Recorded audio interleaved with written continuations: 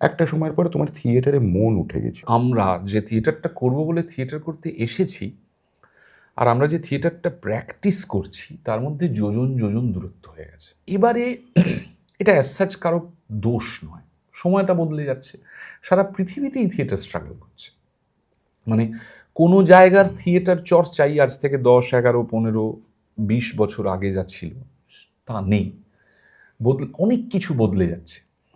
কিন্তু যদি আমি এই আর্ট ফর্মটাকে ভালোবেসে থাকি এবং আমি যদি খুবই 100% কমিটেড হয়ে থাকি এটার প্রতি, এই কাজের যত্নের প্রতি, বা এটার যে প্রাথমিক উদ্দেশ্যটা কি, যে আমরা যেহেতু পেশাগত অভিনেতা, আমরা শুধু এইটাই করি।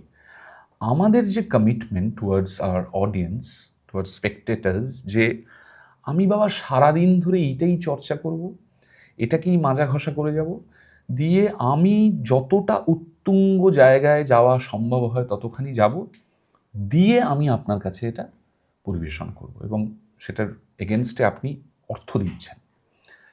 এই যে একটা প্রফেশনাল কমিটমেন্ট এবং তার জন্যে আর যা যা যা যা কিছু লাগে, সেইটা খুব মানে দুর্বল হতে হতে হতে হতে গেছে। আমরা কয়েকজন যেহেতু রেপার্টরি থিয়েটার করেছিলাম, সর্বক্ষণের মানে নাট্যচর্চা, মিনার্ভাতে আমরা যেতাম, সকাল থেকে সন্ধ্যে পর্যন্ত চর্চা করার সুযোগ পেতাম, সকলে সেই সুযোগ পান না।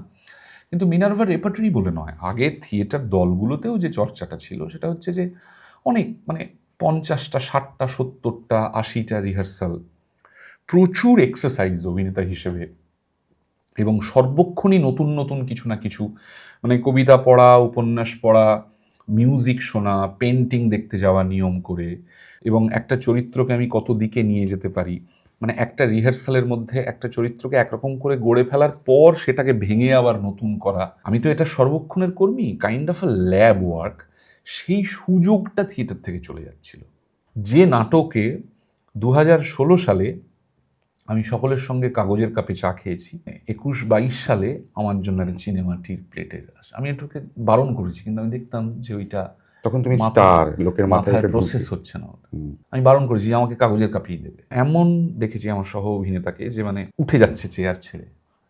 আমি বলেছি যে এরকম এরকম করছিস কেন, বা এটা কি ধরনের অ্যাটিটিউড, বা একদম কে জানে, মানে লোকে বিখ্যাত হলে অবশ্যই মানুষ তাকে একটা সমীহ করে, সমীহ শ্রদ্ধা বা ভালোবাসা থেকেও আসে, কিন্তু একটা peculiar kind of class system, যে আমি স্টার নই, ও স্টার, কিন্তু আমি অন্তত আমার চর্চার মধ্যে কখনো সেটা প্রতিভাত করিনি আমার সহ অভিনেতা অভিনেত্রীদের কাছে।